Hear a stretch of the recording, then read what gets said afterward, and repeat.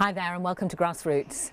I'm Nikki, part of a community group called Rotherham in Root, and today we're going to be showing you the best ways to look after your potatoes, courgettes and leeks in the wonderful community garden in Canklow. The Canklow garden is a small urban community garden located on the edge of Rotherham town centre. A local consultation in the early 2000s showed that people living locally wanted allotments, but nothing was done to find and develop a site. When the Canklow Parents Group identified a site for the community garden in November 2012, it was hoped that people wanting an allotment would come forward to help develop the garden. Several volunteers have come, but more are still needed. Some volunteers from the community group Rotherham in Root also help out regularly on this site. At the beginning, when planning the site, leaflets were prepared and distributed around the neighbourhood announcing a consultation meeting about the garden. Generally, there was support for the proposal to set this up. The garden's located at the end of a narrow street, so it was important that people on this street also supported the proposal. When first started, the site was overgrown wasteland, which was only used for fly tipping and by dog owners. So local people set about to clear the site. It's at the end of a short slope and the only entrance is at the top of the slope. Consequently, it was hard work taking the rubbish out in barrows, pushing them uphill. The site also needed to be made secure with fencing at the top and a gate. A bid for Community First funding was successful and enabled the group to buy tools and materials for raised beds. Morrison's, a local building company, also helped with construction and filling of raised beds. Several people from the community group were shown how to build the beds and help assemble them. Compost and timber were brought in from a local DIY shop in North Anston. The garden's now been used for 2 growing seasons and has successfully produced some great cauliflowers and a fantastic crop of peas this year. One problem with this site, however, is that there's no water. So the group have installed water butts to collect rainwater and use this to keep plants watered. And now I'm here with Julie, Hi. Who's a member of the group, with her daughter Rosie.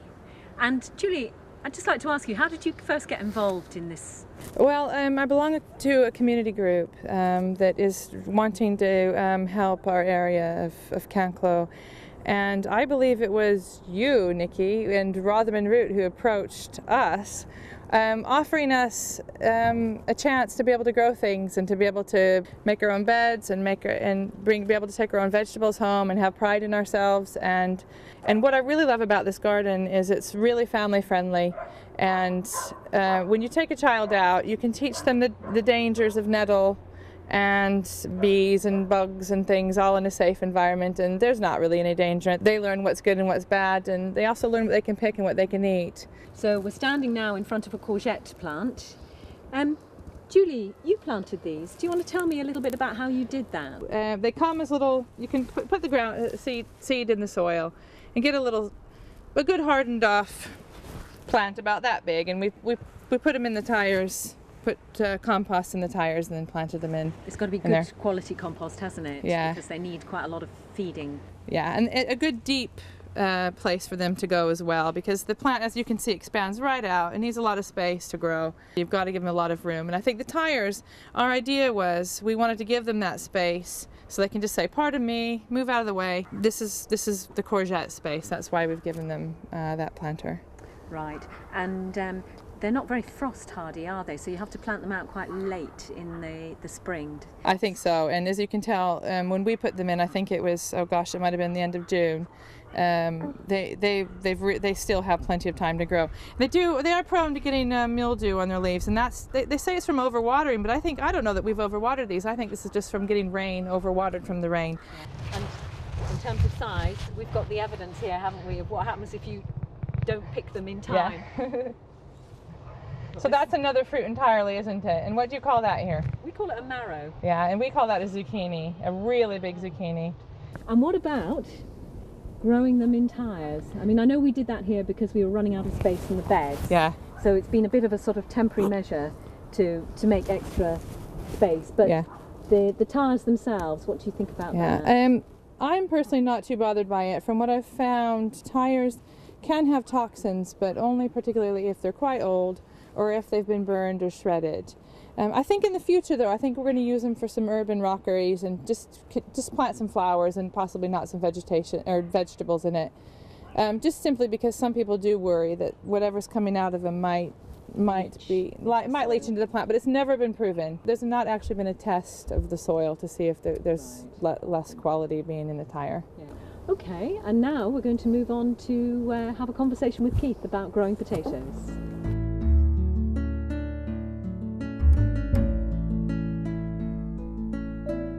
So we're standing now in front of a raised bed where we've had potatoes growing during the summer.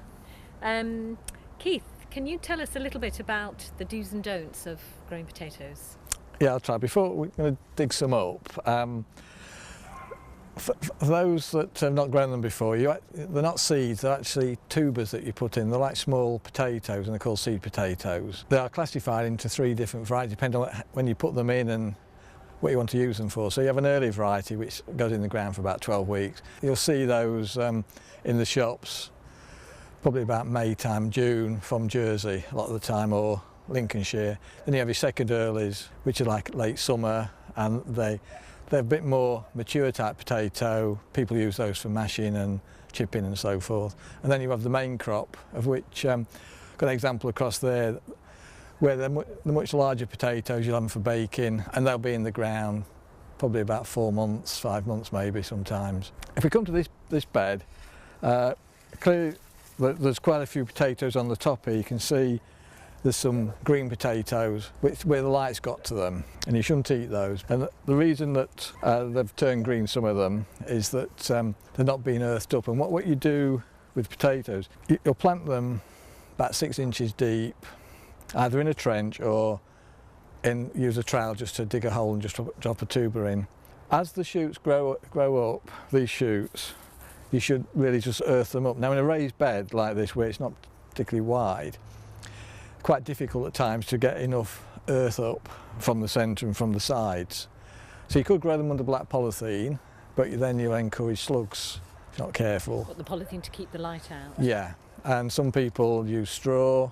So there's quite a few different varieties, but the traditional way is often the best way for a lot of people. So let's see what we can find underneath.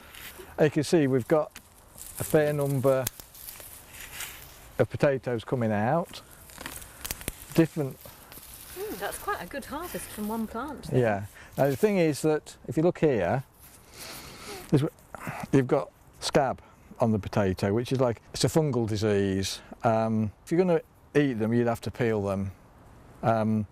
That's quite a bad attack, really. Quite often it starts not long after you've planted them, because the soil can be quite dry sometimes and you get the scab forming. Growing potatoes can be a bit controversial in gardening terms, because some people put grass cuttings at the bottom of the hole they've dug or the trench to keep scab away. Some put rotted grass, some put nothing. Some will not water the potatoes, some will water regularly. The proof though is really what you find at the end of the day, and here, whatever they've done, they've ended up with some scab, quite a bit. I suspect the problem is that, well, that they haven't been watered enough, I would say, because on this plot we don't actually have a tap. So it's actually been quite difficult to keep things watered on the plot. Yeah, I think you're right about that. It's a consequence of community gardens where you can't be down here 7 days a week. You're not always going to have water, as you say, on supply. But I think it's worth thinking for the future, for anybody growing potatoes, to think about trying grass at the bottom of the holes or the trench. I mean, I'd used it before on other sites and they've come out relatively clean. And what other pests or problems do you find with potatoes? Eelworm, slugs, they're just basically things that will eat into your potato and ruin them. But on the whole, they're quite a hardy crop, aren't they? Yeah, for a lot of people they're some of the easiest things to grow. For some people they'll just put them in, leave them, and then when they see them flowering they'll come and dig them up. Mm-hmm. Yes, and if you leave a little tiny one in from the crop this year, next year you'll often find that they're starting to shoot up in the beds and that you have to pull them out. People think, oh, that's great, I've got a free crop, but the problem is if you've got a scab potato this year and you've got leave one behind, chances are you'll have a potato that'll be far from virus free next year. Because when you buy your seed potato, it's certified virus free, whereas the one that's been in 1 year already, you can't guarantee that it's still virus free. Right, right. So you would suggest buying seed potatoes every year? Yes. And what about chitting? I know that's a very technical gardener's term. But, you have to say it right. True. Yeah, a lot of gardeners do chit and then a lot didn't. However, in the past year... How do you do it? Yeah, like, there were some trials last year which showed that chitting actually increased the crop. So what you do, you take your seed potato, I'll just put that down there. About one that size, would yeah, you one say? that size, yeah. And this is where egg cartons come in use, but you can just put them in the egg carton, put them in somewhere warmish and dry, in a bit of, somewhere fairly light but not overly light, and just leave them. They grow little shoots about this long. And when you come to plant, you just have to be careful when you either put them in the trench or drop them down the hole, not to knock any off. But and the shoot should be vertical, shouldn't it? Should be facing yeah, upwards. yeah. So you may just want to grub one or two out if they're not in the right way, or they've started to go green. Sometimes you'll find that you may find a seed potato or two that's been left in the corner of a shed unnoticed, and you'll find shoots on them like this long, and they're just useless. They are. You need short, sturdy shoots. So if you put them in where they've got shoots already that long, they'll just not grow properly. Right. So you should always plant them when the shoots are the right length. Yes, yeah.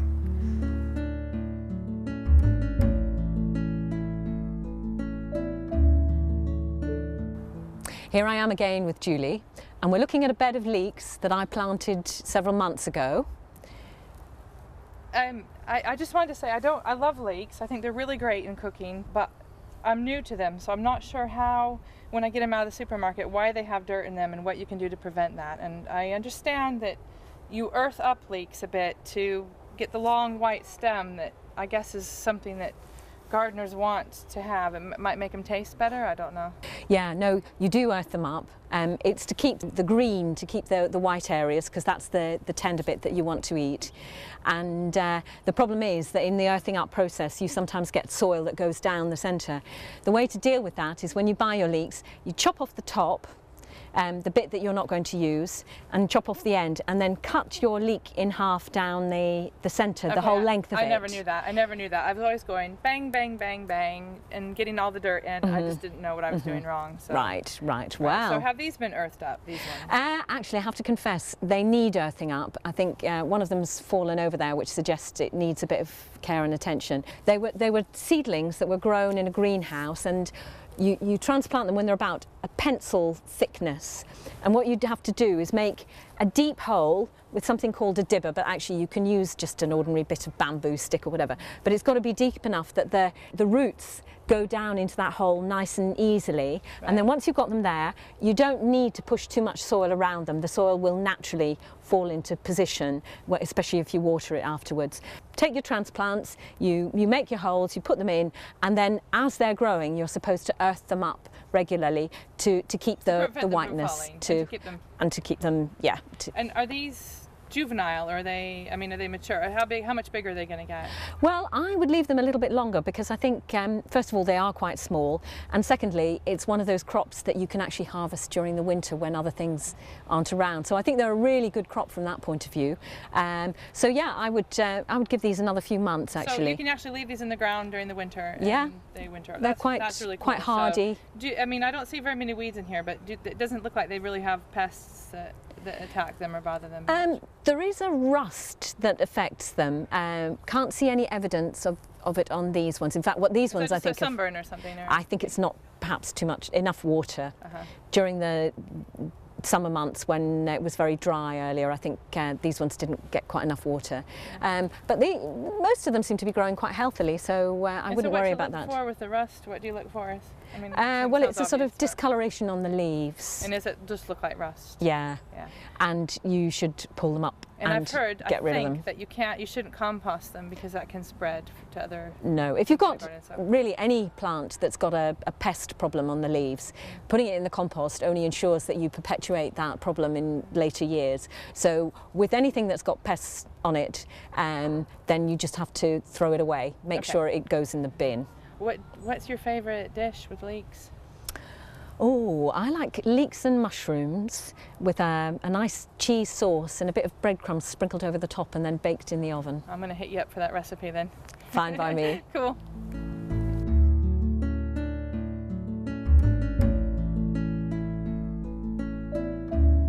Now it's time for the gardening Q&A session with Keith and I. So Keith, I'm going to ask you a question about specialist tools. You've got 2 forks there.